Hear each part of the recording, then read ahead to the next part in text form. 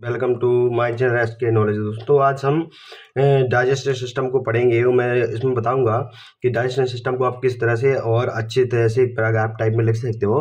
और दोस्तों इस तरह से अगर आप बोर्ड परीक्षा में या कहीं भी कोई सा भी एग्जाम हो, आप चाहे बीएससी हो, एमएससी हो, कोई सा भी बड़ा एग्जाम हो, मतलब किसी से भी एग्जाम में अगर आप इस तरह से आप लिखते हो डाइजेस्टिव सिस्टम को, तो इसका बहुत अच्छा इफेक्ट पड़ेगा और बहुत अच्छे नंबर मिलेंगे। ठीक है दोस्तों, तो सबसे पहले इस वीडियो को स्टार्ट करते हैं और देखते हैं। देखिए दोस्तों, सबसे पहले आपको बताऊं डाइजेशन सिस्टम को हम किस तरह से पढ़ेंगे।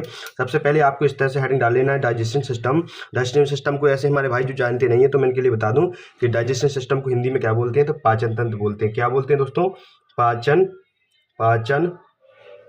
तंत्र। ठीक है दोस्तों, हिंदी में क्या बोलते हैं इसको? पाचन तंत्र। तो इंग्लिश में बोलते हैं दोस्तों डाइजेशन सिस्टम। देखिए दोस्तों, अगर आप किसी भी एग्जाम में लिख रहे हैं तो आप हिंदी प्लस इंग्लिश के साथ ही लिखें, ताकि क्या है कि इंग्लिश और हिंदी जब लिखते हो आपको उसका एक अच्छा इफेक्ट पड़ता है। ठीक है, ठीक एग्जाम ना पर। ठीक है, इस तरह से देखिए आपको लिखना है। सबसे पहले हम इसकी लिखते हैं इसका इंट्रोडक्शन।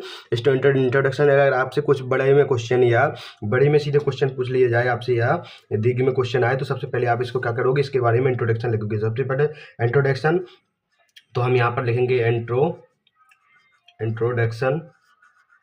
ठीक है दोस्तों, इस तरह से हम इंट्रोडक्शन हेडिंग डालेंगे और फिर लिखेंगे पाचन तंत्र। ठीक है, तो इंट्रोडक्शन का मतलब होता है पहचान। ये तो आप सभी जानते होंगे दोस्तों, आई होप आप जानते होंगे इस बात को। ठीक है दोस्तों, सबसे हम स्टार्ट करते हैं। तो भाई पाचन तंत्र कई प्रकार के अंगों से मिलकर बना होता है। तो क्या यहाँ पे लिखेंगे हम?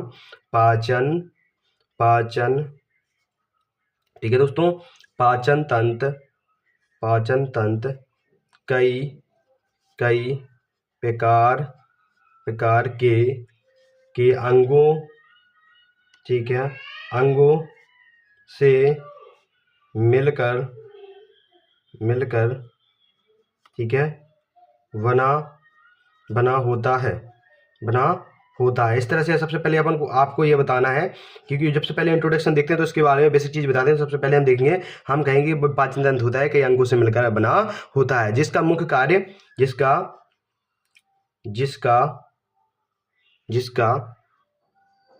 ठीक है जिसका मुख्य कार्य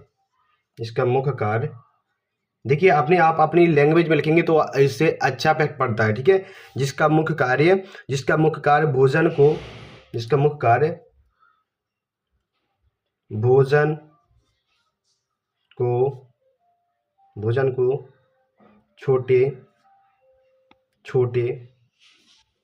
छोटे छोटे, ठीक है, इस तरह से लिखना है, छोटे छोटे अणुओं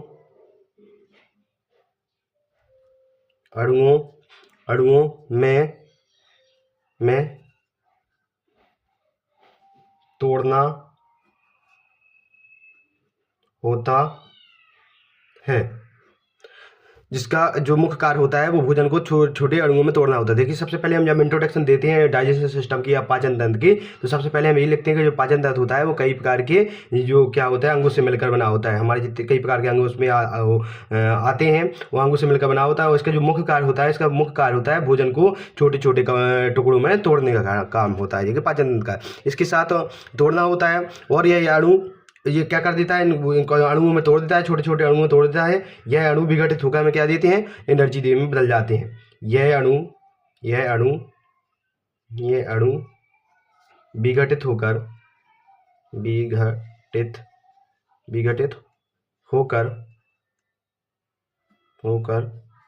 एनर्जी देते हैं। एनर्जी को आप क्या लिख सकते हो? ऊर्जा हिंदी में लिख सकते हैं, इंग्लिश में। ठीक है, एनर्जी प्रदान करते हैं या देते हैं, प्रदान करते हैं। इस तरह से आप अपनी भाषा में लिखोगे। देखिए दोस्तों, ये होगा एक बेसिक से, या इसका क्या हो जाता है, ये इसका बेसिक सा इसकी डेफिनेशन हो जाती है दोस्तों। इसके साथ और भी हम इसके लिखते हैं, तो जो हमारी होता है पाचन तंत्र को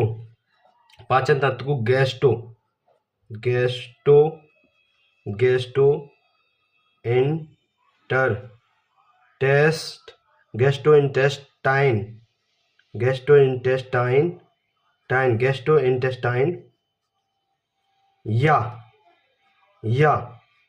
या एलिमेंट्री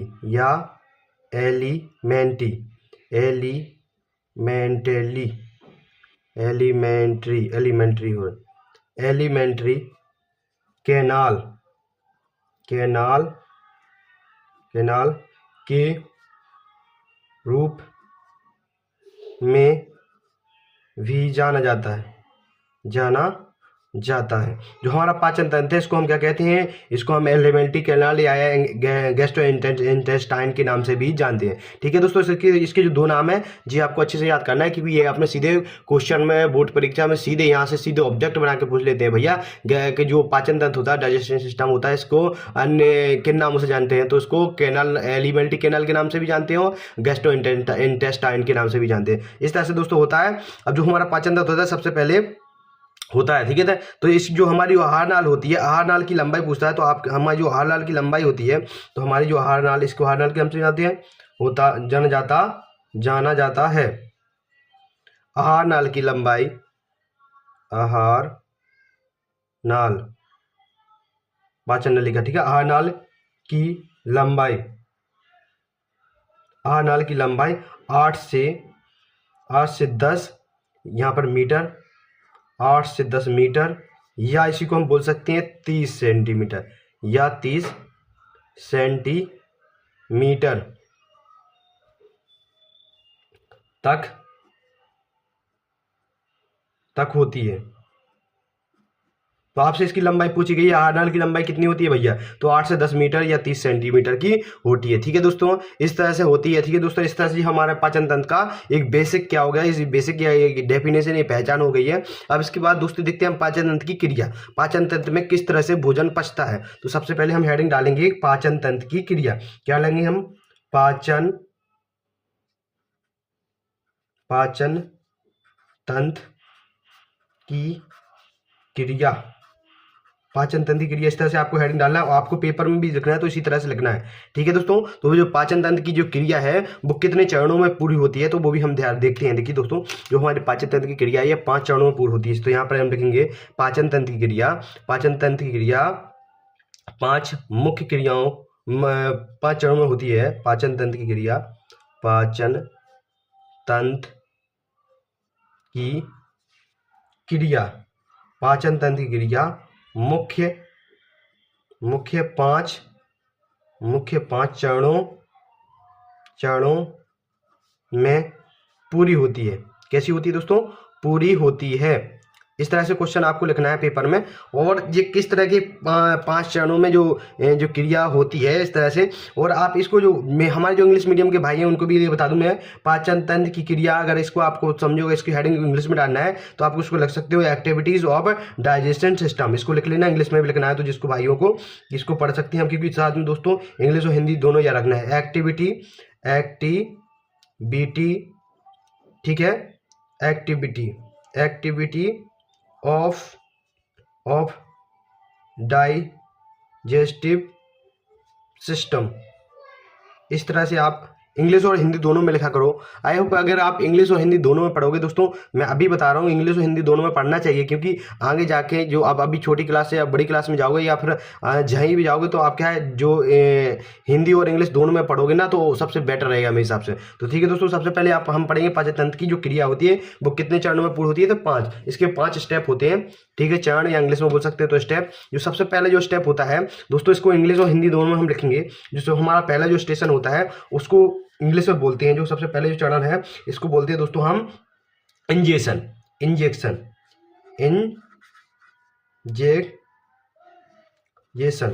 पढ़ते हैं। जैसे यहाँ पर इंजेक्शन, इसको हिंदी में बोलते हैं दोस्तों, हिंदी में बोलते हैं अंतःग्रहण,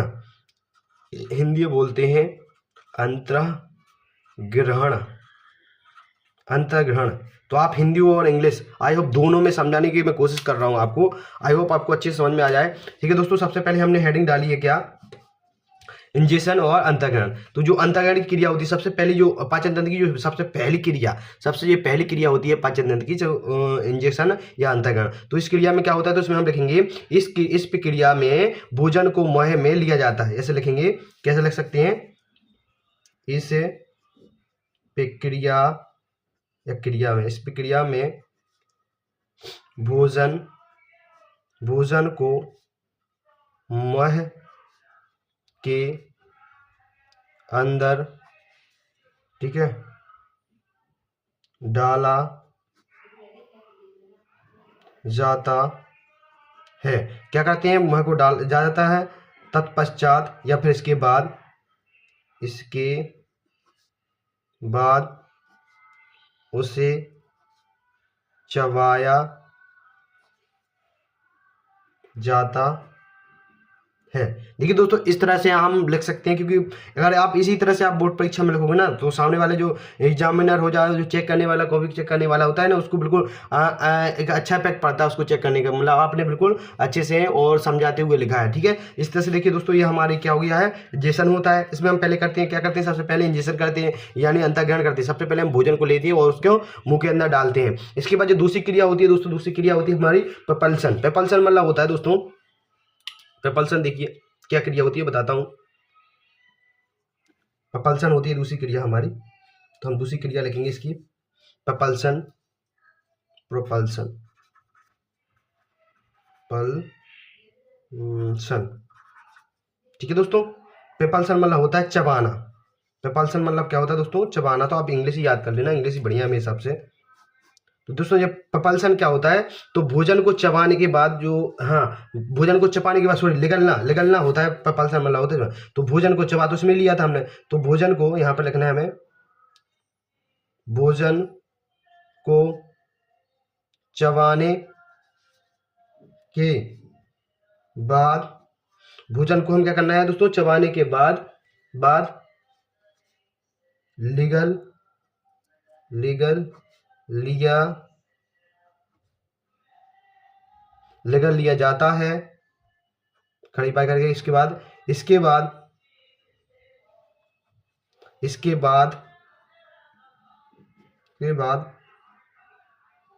भोजन को स्टोमक मतलब आप जानते हो, स्टोमक मतलब जो हमारे भाई नहीं जानते उनके लिए मैं बता दूं, स्टोमक का मतलब क्या होता है, पेट।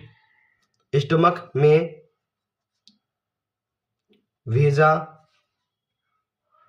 जाता है, स्टोमच में इसको भेजा, स्टोमच में भेजा जाता है इसको, स्टोमक में इसको जब भेजते हैं, जब हम इसके बाद पहली बात तो जो अंतर्ग्रहण करते हैं यानी इंजेक्शन करते हैं, इंजेक्शन के बाद हम प्रपल्सन करते हैं। प्रपल्सन यानी होता है भोजन को चबाने के बाद उसको निगलना। ठीक है, इसके बाद दोस्तों फिर होता है डाइजेशन। जब भोजन को हम चबा लेते हैं, उसको चबाने के बाद निगल लेते हैं, तो फिर इसके बाद तीसरा जो चरण आता है इसका होता है डाइजेशन। इसका क्या करते हैं हम, डाइजेशन। क्या करते हैं दोस्तों, डाइजेशन।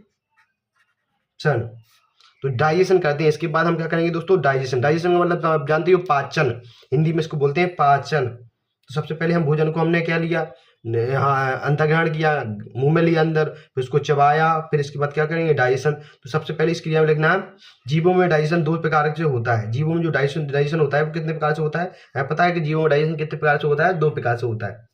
देखिए अब कैसे कहते हैं, सबसे पहले हम लिखेंगे जीवों में डाइजेशन, जीवों में डाइजेशन यानी पाचन कितने स्टेप में होता है, 2 प्रकार से। कितने प्रकार में होता है, 2 प्रकार से होता है। देखिए जीवों में जो डाइजेशन 2 प्रकार से होता है 2 प्रकार से होता है। इसका जो पहला प्रकार होता है वो होता है केमिकल, और दूसरा जो पहला जो प्रकार होता है वो होता है मैकेनिकल, और दूसरा होता है केमिकल। पहला क्या होता है, मैकेनिकल, पहला होता है मैकेनिकल, और दूसरा होता है, तथा जो इसका दूसरा होता है वो होता है केमिकल। क्या होता है, केमिकल। इसी तरह से आपको लिखना है भौतिक और रसायन। ठीक है, इस तरह से होता है, 2 चरण में होता है। पहला तो होता है मैकेनिकल और दूसरा होता है केमिकल। ठीक है, मैकेनिकल में इस क्रिया में क्या करते हैं, भोजन के जो बड़े बड़े टुकड़े हैं उनको क्या करते हैं हम, बड़े बड़े टुकड़ों को छोटे छोटे टुकड़ों में, मतलब दांत दुआ छोटे छोटे टुकड़ों में तोड़ते हैं, इसे बोलते हैं मैकेनिकल। तो सबसे पहले मैकेनिकल को समझेंगे हम यहाँ पे। तो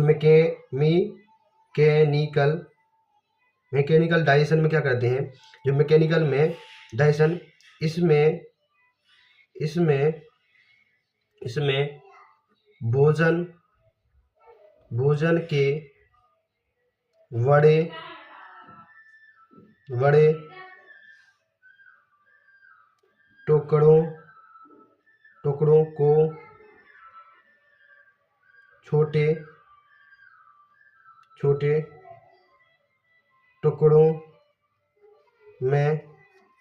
छोटे टुकड़ों में देखिए दोस्तों, छोटे छोटे टुकड़ों में छोटे छोटे टुकड़ों में तोड़ा जाता है। क्या करते हैं हम, जो बड़े बड़े टुकड़े होते हैं उनको हम क्या करते हैं, छोटे छोटे टुकड़ों में क्या कर लेते हैं, उनको दोस्तों तोड़ लेते हैं, तोड़ना जाता है। ठीक है, और जो केमिकल होता है इसी में, जो केमिकल होता है,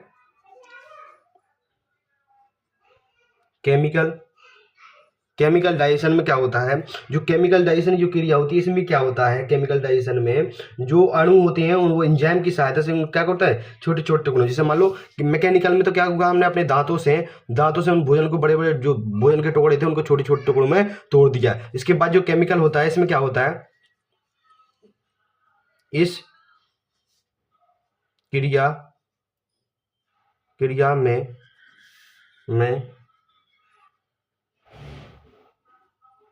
एंजाइम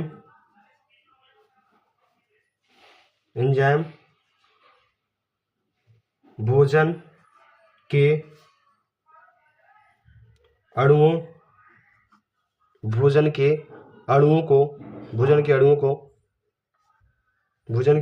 को छोटे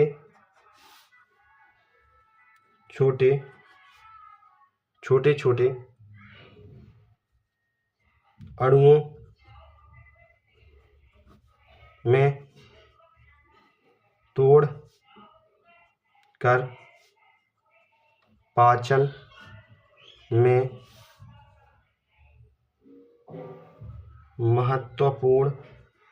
महत्वपूर्ण भूमिका निभाते हैं।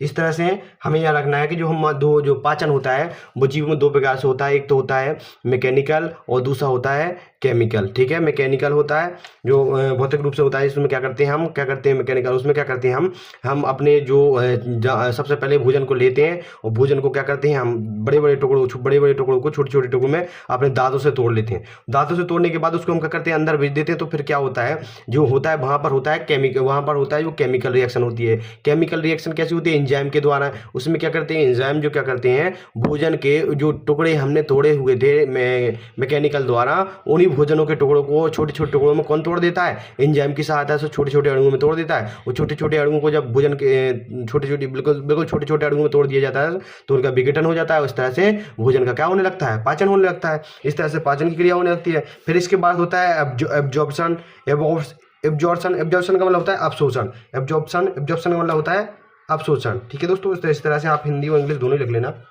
जो हमारा चौथा स्टेप रहेगा वो रहेगा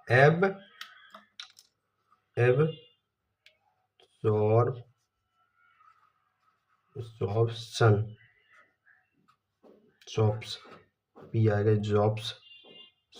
TION। इस तरह से एब्जॉर्प्शन मतलब होता है, यहाँ पर हिंदी में लिख लेना अवशोषण। यानी कि देखो, भोजन हमने सबसे पहले भोजन को क्या किया, इंजेक्शन किया, यानी भोजन को अंदर ग्रहण किया। फिर प्रपल्सन किया, प्रपल्सन मतलब उसको भोजन को चपाया और ग्रहण किया अंदर। उसके बाद फिर क्या कर दिया हमने, उसका पाचन किया। भोजन को दो प्रकार से पाचन होता है, मैकेनिकल और केमिकल। इस प्रकार से दो प्रकार से पाचन होने के बाद आप क्या करते हैं, जो भोजन हमने जो चबा लिया उसका पाचन कर लिया, अब उसमें से क्या करना पड़ेगा, अवशोषण कैसे करते हैं, पोषक तत्वों का अवशोषण भी तो होता है। तो अब देखिए पोषक तत्वों का अवशोषण, तो इसमें क्या करेंगे, इस प्रक्रिया द्वारा पचे हुए महत्वपूर्ण भोजन के अणुओं को, इस प्रक्रिया द्वारा आप क्या लिखेंगे, इस प्रक्रिया द्वारा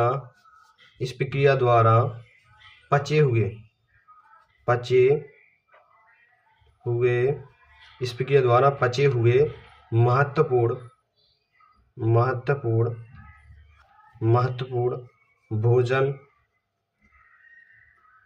भोजन के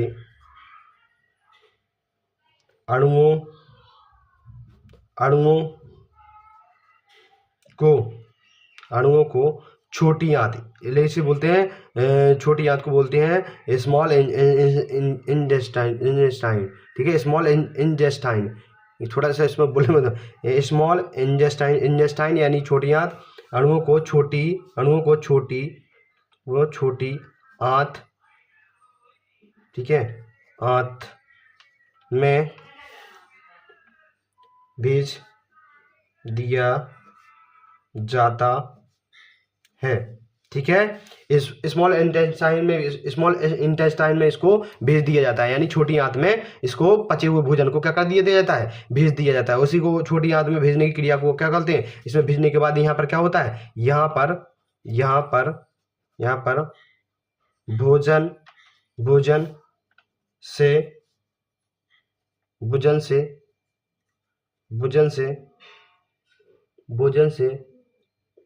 ठीक है, भोजन से पोषण या अवशोषण प्रारंभ होता है, ठीक है। यहाँ से देखिए, इसके बाद अब जो लास्ट क्रिया है वो एलिमिनेशन होती है। जो लास्ट जो हमारी क्रिया होती है एलिमिनेशन देखिए क्या होती है, जो लास्ट की हमारी क्रिया होती है वो होती है एलिमिनेशन, ठीक है। इस तरह से एलिमिनेशन, ठीक है, एलिमिनेशन देखिए, यानी टोटल अवशोषण जो तेज पोषक तत्व उनको पचाने के बाद जो मल होता है उसको बाहर निकाल देते हैं, उसी को बोलते हैं एलिमिनेशन, ठीक है, उत्सर्जन, ठीक है। इस हिसाब से तो इस बारे में देखें, एलिमिनेशन वह प्रक्रिया है, एलिमिनेशन वह प्रक्रिया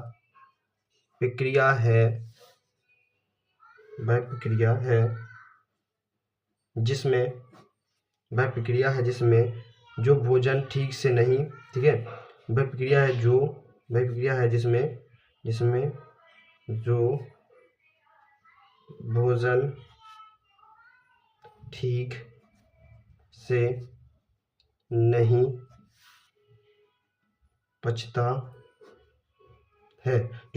से नहीं पचता है, उसको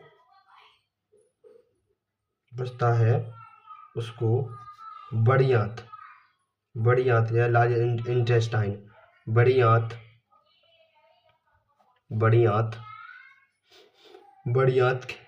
के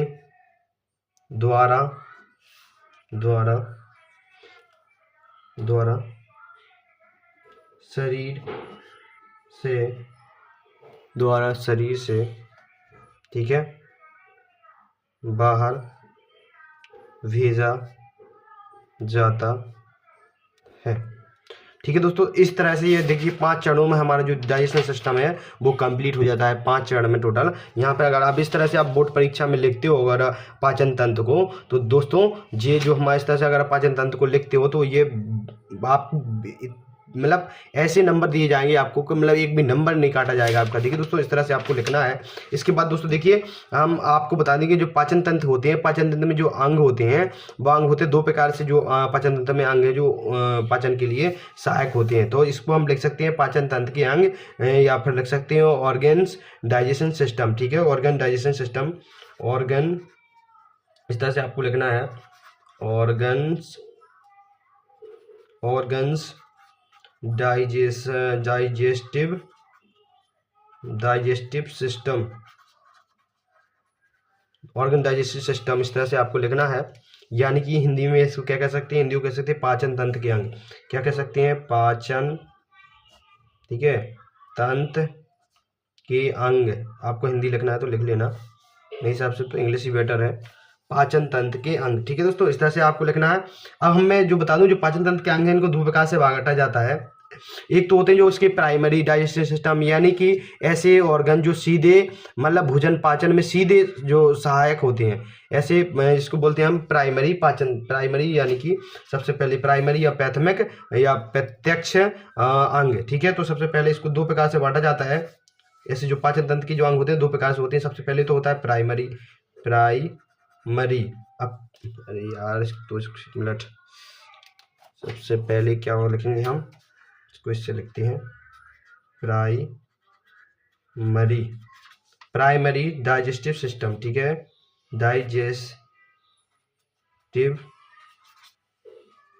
ऑर्गन, ठीक है, यहाँ पर ऑर्गन आ जाएगा। ठीक है, तो प्राइमरी डाइजेस्टिव ऑर्गन यानी कि इसमें क्या होता है, यह विशेष प्रकार के ऑर्गन होते हैं, या विशेष प्रकार के ऑर्गन होते हैं जो सीधे या प्रत्यक्ष रूप से पाचन में सहायक होते हैं। यह कैसे होते हैं, तो यह विशेष प्रकार के, यह क्या लिख सकते हैं हम, यह विशेष प्रकार के ऑर्गन होते हैं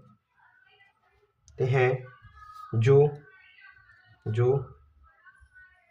पाचन में सीधे भी लिख सकते हैं हम या प्रत्यक्ष रूप से सहायक होते हैं। देखिए, प्राइमरी या प्रत्यक्ष रूप से या मुख्य अंग भी बोल सकते हैं इनको, तो जो होते हैं वो सबसे पहले उनके नाम लिखेंगे हम। सबसे पहले जो प्रत्यक्ष रूप से जो भोजन के पाचन में सहायक होते हैं, या इसको हम प्राइमरी डाइजेस्टिव ऑर्गन भी बोलते हैं, यानी कि प्राथमिक अंग भी बोल सकते हैं या प्रत्यक्ष अंग भी, प्राथमिक अंग। सबसे पहले जो पाचन में सहायक होते हैं वो होता है माउथ, आप सभी जानते हैं, उसको बोलते हैं मुंह। ठीक है, इसके बाद जो होता है दूसरा होता है हमारी इसका फेरिक्स,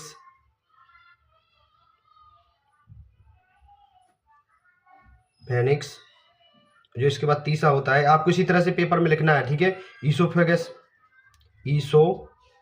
ठीक है, फेगस, ये क्यों बना है, ईसोफेगस, ये 3 हो जाएंगे।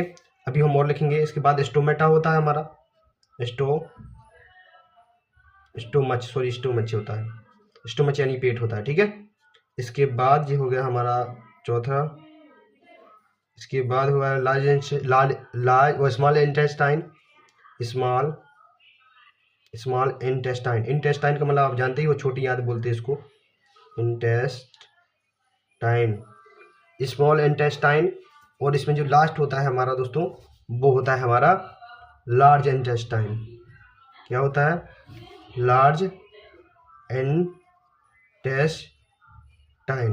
इस तरह से देखिए, ये हमारे होगा, ये होगा हमारे प्राइमरी जिसको बोलते हैं ना, प्राइमरी पाचन तंत्र के अंग। ठीक है, या प्राथमिक पाचन तंत्र के प्राथमिक अंग, जो मुख्य अंग होते हैं। इसके बाद जो दूसरे होते हैं उसको बोलते हैं हम एसेसरी, मतलब होता है आप प्रत्यक्ष अंग, या जो अप्रत्यक्ष रूप से होते हैं, या सहायक भी बोल सकते हैं। ठीक है, इनको सहायक भी बोल सकते हैं इंग्लिश में। ठीक है, हिंदी में इसको बोलेंगे इंग्लिश में एसेसरी, एसेसरी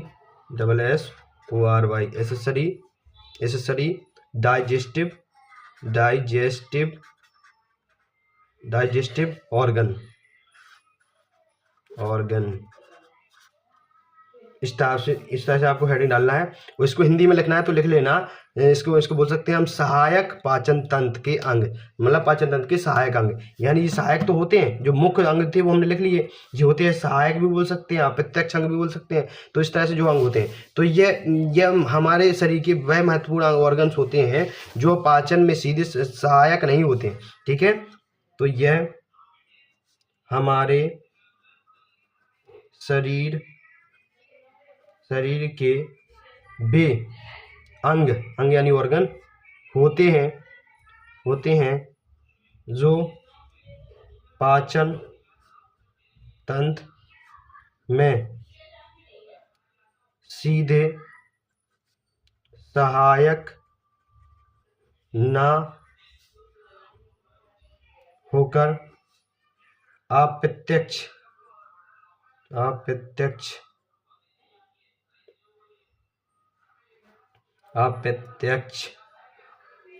रूप से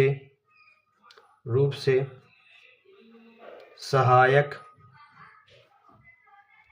होते हैं, उसे या उसे हम क्या कहते हैं, सहायक अंग बोलते हैं, या सहायक पाचन अंग बोलते हैं। सहायक, उसे हम सहायक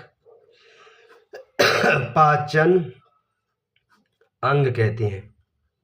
ठीक है, एसेसरी डाइजेस्टिव सिस्टम। इस तरह से जो हो गया हम पाचन अंग कहते हैं। ठीक है दोस्तों, अब इसके जो एसेसरी यानी कि सहायक पाचन अंग होते हैं उसमें कौन कौन होता है, तो उसमें बता देता हूं मैं। देखिए, इसमें जो मुख है वो उसमें आ जाएंगे आपकी। सबसे पहले तो आ जाता है टीथ, इसको दांत बोलते हैं आप, पहला हो गया। दूसरा होता है टंग, होता है दोस्तों, टंग क्या करती है, जीभ। तीसरा इसका हो सकता है दोस्तों, इसका जो तीसरा यहाँ लिख देता हूँ मैं, तीसरा होता है सिलेवरी ग्लैंड्स, यानी कि लाल ग्रंथि है ना, सिलेवरी ग्लैंड, GLAND ग्लैंड, ये इनको बोलते हैं हिंदी में लाल ग्रंथियाँ है ना, लाल ग्रंथियाँ बोल सकते हैं, लाल ग्रंथियाँ। और पैंक्रियास, चौथा क्या होता है हमारा, पैंक्रियास, CREAS, पैंक्रियास। उसके बाद जो पांचवा होता है वो होता है हमारा लीवर। ठीक है, इस तरह से दोस्तों, तो ये हमारे हो गए पाचन तंत्र के सहायक अंग। इस तरह से दोस्तों मैं ये पाचन तंत्र इस तरह से आपको समझा चुका हूँ दोस्तों। अगर आपको पेपर में इसी तरह से लिखना है, अगर आप इस तरह से लिखते हो किसी भी एग्जाम में, चाहे आप किसी एग्जाम में BSc MSc, चाहे कोई से भी मतलब MSc कर रहे हो, चाहे कहीं से भी आप कुछ भी कर रहे हो ना, इस तरह से आप अगर लिखते हो क्लासिफिकेशन तरीके से बड़ा क्वेश्चन आता है पाचन तंत्र में, इस तरह से अगर आप लिखते हो तो दोस्तों आपके नंबर बिल्कुल नंबर निकलने का 99% आपको नंबर मिल जाएंगे। ठीक है दोस्तों, thank you watching my video.